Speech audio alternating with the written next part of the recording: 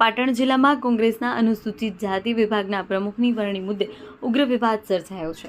પૂર્વ પ્રમુખ હસમુખ સક્સેનાને ફરીથી પ્રમુખ પદે નિયુક્ત કરવાની માંગ સાથે દલિત સમાજના આગેવાનોએ પાટણ કોંગ્રેસ કાર્યાલયને તાળાબંધી કરી વિરોધ નોંધાવ્યો છે।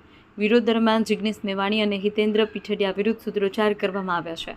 પૂર્વ પ્રમુખ હસમુખ સક્સેનાને મીડિયા સાથે વાત કરતા આક્ષેપ કર્યા કે વરણી પ્રક્રિયામાં સેન્સ લેવાની પરંપરાને સંપૂર્ણપણે અવગણી મનમાની રીતે નિર્ણય લેવામાં આવ્યો છે। તેમણે કહ્યું કે જિગ્નેશ મેવાણી અને હિતેન્દ્ર પીઠડિયા પાટણ જિલ્લા પર પોતાનો કબજો જમાવવા તેમજ સમગ્ર ગુજરાતમાં દલિત સમાજને પોતાના વશમાં લેવા પ્રયાસ કરી રહ્યા છે, જેને કોઈ પણ ભોગે સહન કરવામાં નહીં આવે।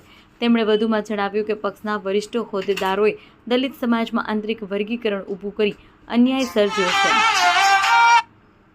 જ્યારે વાત્સોમાં સમાજ એકજૂથ છે। હસમુખ સક્સેનાનો કાર્યકાળ પૂર્ણ થયા બાદ નવી વરણીમાં તેમને રિપીટ ન કરતા વિરોધ ઊભો થયો છે। જિલ્લાના વર્તમાન તથા પૂર્વ ધારાસભ્યો સહિત આશરે 250 આગેવાનોએ તેમને ફરી પ્રમુખ બનાવવા ભલામણ કરી છે, જેને પક્ષે અવગણ્યો અને આક્ષેપ લગાવ્યા છે। વિવાદને પગલે કોંગ્રેસ કાર્યાલય ખાતે દલિત આગેવાનોએ ચિંતન બેઠક યોજાઈ। જિલ્લા પ્રમુખ પૂર્વ જાણકારી હોવા છતાં ગેરહાજર રહેતા ભારે રોષ ફેલાયો અને અંતે કાર્યાલયને તાળાબંધી કરવામાં આવી। વિરોધના અંતે આગેવાનોએ અલ્ટિમેટમ આપતા જણાવ્યું કે 7 તારીખે પ્રદેશ નેતા અમિત ચાવડા સાથે બેઠક નક્કી છે। જો આ બેઠકમાં ન્યાય નહીં મળે તો પાટણ જિલ્લામાં 1000 થી 2000 દલિત આગેવાનો પ્રદેશ કાર્યાલય ખાતે સામૂહિક રાજીનામા સોંપશે। Reporter Rajubhai D Patel, Patan. નામ આવ્યું છે એમાં તમે લોકો કઈ જાણતા હોય તો અમને પરિચય આપો તો અમે એનાથી વાકેફ થઈએ।